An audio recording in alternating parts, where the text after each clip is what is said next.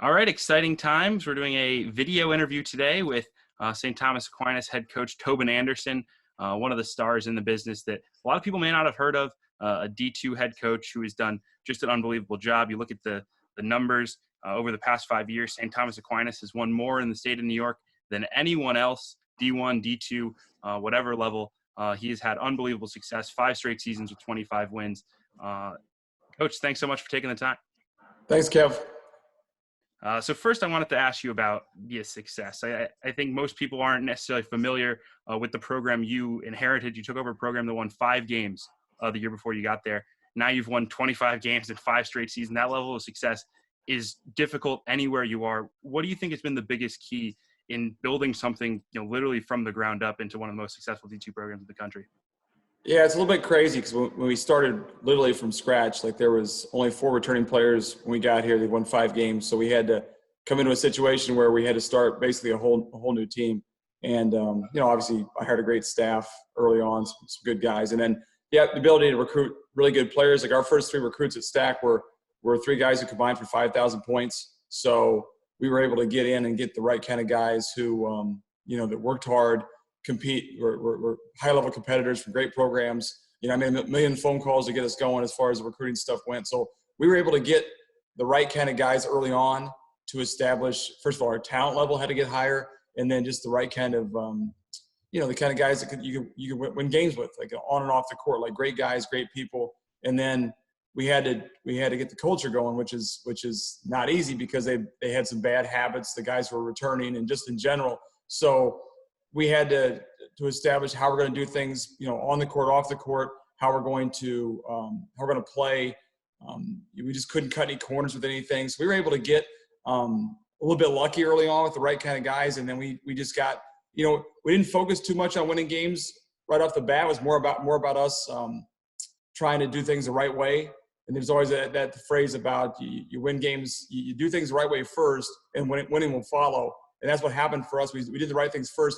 We got up to a 5-1 start our first year. We thought we might win 5 games the whole year. We're 5-1, and then that gave us a little bit of credibility with the players, and they listened a little bit better. And then we were able to have a really good first year. We went 15-14. My best coaching job was probably our first year going 15-14 because we had no business going 15-14. Got to the conference finals, and that kind of got us going as far as the program. It got us a little bit of credibility, and then from there it kind of steamrolled. And you've coached it at so many different levels. You've been a D3 head coach, D2 head coach. You've been on staffs at D1 programs. What do you think is the biggest difference kind of from level to level that you've observed in how the day-to-day looks like? Yeah, it's a great question because I have been at all 3 levels. I played at Division III, coached Division III, coached Division I, and now Division II. And I think for the most part, coaching is coaching and recruiting is recruiting. It's more the stuff around you that can be more of a distraction the higher you go up, as far as just obligations from media and from alumni and things like that. Obviously, the skill level gets higher as you go up. The ability to play faster, to be better athletes, bigger guys. So we're able to do more things here now because we have bigger and stronger and more athletic guys.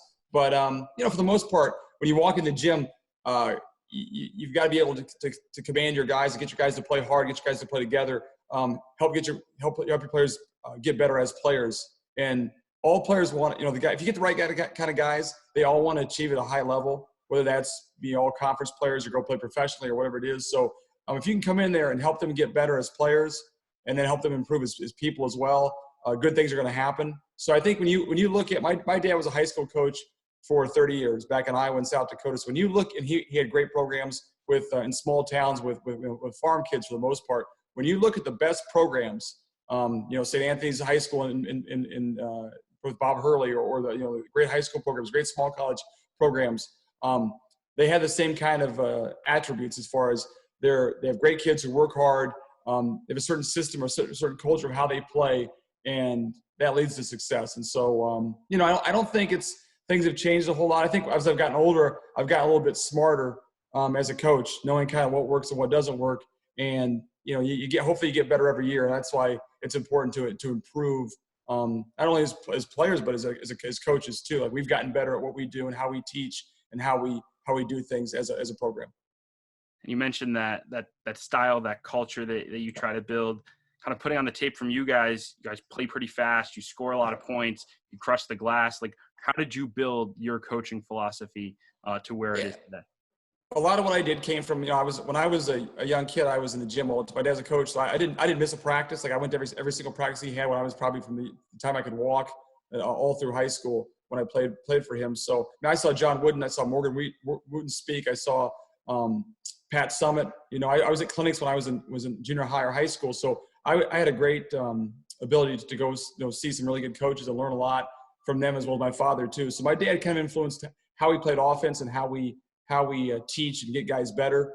And then the defensive philosophy kind of came from, and we press, and we play fast, and we play in the 80s and 90s. And that comes from, we want to have an attacking mindset, attacking style. We didn't think when we first got to STAC that we could have the best talent in the league. So we try to be a little bit different. We try to find guys who would play really, really hard and play 9 or 10 guys and try to wear teams down. I think conditioning can be a huge factor for you. That's one thing as a coach you can control. So we try to get in great shape so we can wear teams down, play more guys. Then as time went on, we're able to recruit at a higher level. And now the combination of doing things the right way, but also having better players, we've been able to have a lot of success. Yeah, and on the recruiting front, I've noticed that not only do you guys have, some local presence, but you also recruited internationally. You've pretty much went everywhere to find talent. What has your mindset been in trying to find the right kids for your program? Yeah, I mean, I think with the way things are now with social media and connections and things like that, I've been coached for a long time. I grew up through the 5-star basketball camp, so I was able to make a lot of connections with high school coaches all over the country, which I still have. I grew up in Iowa, in the Midwest. I went to prep school in Maine, so I've got the prep school connection. So we've been able to go to a lot of different directions to find players.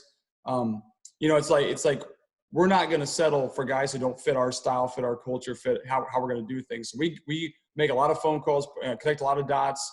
I have a great staff, and we've got our best players from Venezuela. We have guys we just signed a kid from Greece. We've got guys from Illinois, from Chicago that have been good players for us too. So we're able to find guys who fit what we're trying to do. And the great thing about our program now is we know what works, we know what wins, so we can look for certain things that are going to help us be successful, not just settle for what people tell us all the time. And when I first got to STAC, the first 3 years, we didn't win any recruiting battles. Like, every kid we got had no offers from anybody else. Like, we didn't win any battles at all. They had nothing. They were all going to Division III, and we got those guys because they had nowhere else ready to go, and we sold them on the vision.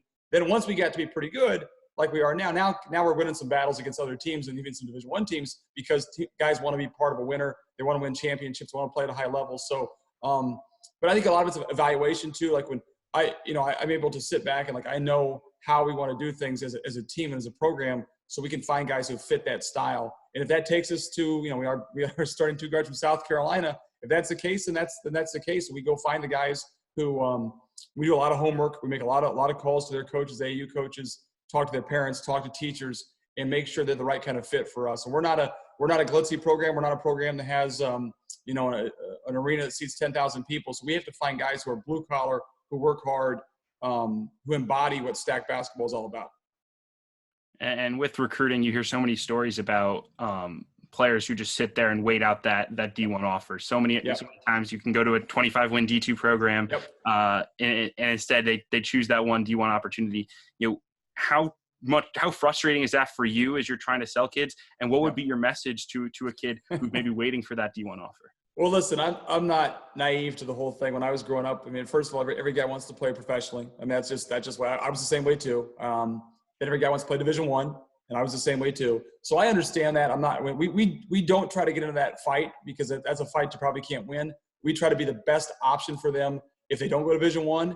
And then if it gets into the end where it's like, well, hey, we will compare some stats and say, would you rather go to a place? Every kid wants to play Division I.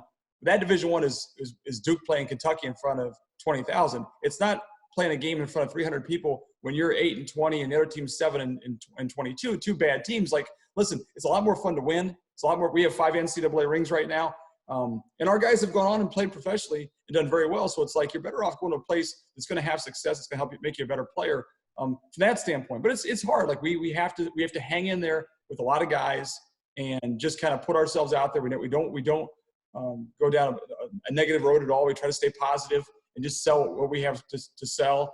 And obviously our success of our individual players, Justin Reyes, who plays for the Raptors G League team now, that 2-time All-American. That sells itself right there. And he came here as a guy with no scholarship offers and ends up being one of the best players, in the East Coast. When we beat St. John's by 30, he was a sophomore. He had 28 points and 18 rebounds, and every pro team knew who he was within a week. So that helps to give us a little bit of credibility with a lot of recruits. But it's a lot of patience. We can't get upset. We can't get distracted. And at the end of the day in basketball, you don't need 50 guys. You need 3 or 4. So we can just find the right 3 or 4. We'll be in good shape. Yeah, I agree, and I think you see the success rate with Merrimack this year. You see, just how good the top tier teams, in Division II are. Like, I think that level of basketball is just so underrated nationally. Kind of looking at everything that you've gone through. So many stories are about this, D1 teams not getting the NCAA tournament, not getting the conference. You guys had a similar experience, though. You guys had a very high level team, a top 15 type team, and then things get canceled. How difficult was that for you as a coach to kind of deal with that with your guys? Yeah, it's hard because usually at the end of every year, you come in the locker room after a loss, and it's kind of like you wrap it up. There's closure to the season. There's a finality to, hey, we had a great year, didn't get as far as we wanted to get to, and it's over. We won our conference championship on a Sunday, and we're practicing the next week for the NCAAs, and all of a sudden we're done by Thursday. There's no more season, there's no more games. So it was hard for our guys. I think we were playing well. We've always been very good in the postseason come March, and so our guys kind of knew we were ready to make a run. Hopefully, get a chance to go to a Sweet 16, Elite 8, Final Four. We're definitely in position. So that's frustrating from that standpoint. But we also understand the bigger picture, what's happening in the world right now. So we know that it was the right decision and the right call. And I think now we're just sitting here and hoping we can get back as soon as things are safe and healthy and get the team together. I mean, I think guys, in college we're around each other all the time. There's a lot of time together as a team, as a program, from bus trips and travel and workouts and lifting weights and 6 a.m. stuff. So I think our guys all miss just being together. That's a hard thing right now. And we're looking forward to getting back and getting together and starting to build from where we're at right now. And the good thing we had one senior who was a really good senior for us, but otherwise we got a lot of guys that are back. So we think we have a chance to be really good again next year if we can get back and start playing here in the near future. All right, last couple questions for you. Yeah. First off, what do you think is the greatest achievement for you in your time at STAC? What means the most when you look back at your start so far there? Yeah, that's a thought-provoking question, obviously, because you think back to all the things that we've been able to do. And honestly, when we came to STAC, we didn't anticipate us being so good so fast. So it was we thought it'd be like a 3 or 4 year plan to get to the NCAAs or whatever. So for us to get to, we've been in the finals 6 out of 7 years. We beat St. John's by 30. Our first NCAA bid in school history. Now we've been in the NCAAs 5 years in a row. All that stuff's great. Seeing our guys who had no offers out of high school end up being great players and 1,000-point scorers and in all region, all Met and all Americans. That's been great. Seeing them graduate obviously has been tremendous. But I think the biggest thing is we've been able to set the expectations now where it's funny. We've won 25 plus games 5 years in a row, and people don't even bat an eye. They're like, well, that's just you only schedule 28. We have 28 on the schedule, so to win 25 is it's really hard. Winning is hard, and so it's hard for us to exceed those expectations. But now it's kind of great when people say, hey, STAC's going to be really good again this year. And we've kind of set a bar we expect to win and be very successful every year. And now the goal is to exceed those expectations. And now, hey, STAC's going to be good. No. We're going to be really good, hopefully, this coming year. So I think just we went from being one of the worst Division II programs in the country when we got there to now being one of the top 10 in the country. And that's just it's a great thrill. And that's a lot of blood, sweat, and tears from a lot of people, from coaches, from players. And I think just those expectations now that we're mentioned with the best teams in the country. Like you said, we're the winningest program in New York State the last 5 years, Division I, II, or III.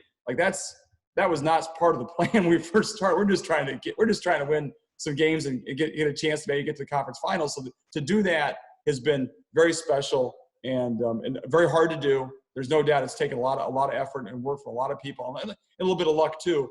But now the goal is hey, what can we do next? What's the next thing for us to do? And we think about that all the time, and our players do too. All right, last one for you, Coach. One of the things that I like to ask a lot of coaches, especially from programs that maybe aren't as well known nationally, give me the 1 minute elevator pitch. What separates you guys? What makes you different from any other program out there? Yeah, I just think we care. You know, our guys care about each other. They care about winning. They care about the coaches. Like there's a great feeling of when we walk in the gym or we go someplace, like our guys really care about each other and they want to be successful. You know, excellence is we're chasing excellence. Like there's teams out there. Northwest Missouri State Division II was 34-0 last year, won a national championship. Like we're not there yet, but our guys, that's the aspiration. Our goal is to be the best team in the country, to be the best program in the country. And I think there's not one guy in our program who's not, you know, that phrase all in. It's kind of a corny thing, but our guy, like everybody in our program is all in on us being successful. There's not one person who does not believe that's the goal. That's the what we're trying to get to. So I think that's, you know, it's fun when you're around guys who believe in the same thing and who have the same kind of goals and the same kind of aspirations. It makes it a lot more fun. And I've had great coaches, and my coaching staff works just as hard as everybody else does too. So we're trying to get to that highest point, and it's fun. It's fun to be around guys who want to be the best. And I think we have a bunch of guys in our team in our program who want to be special and be the best program in the country. That's the goal. Coach Tobin Anderson, St. Thomas Aquinas, one of the best D2 programs in the country, one of the best coaches at any level in college basketball. Coach, appreciate you taking the time. Great. Thanks, Kevin.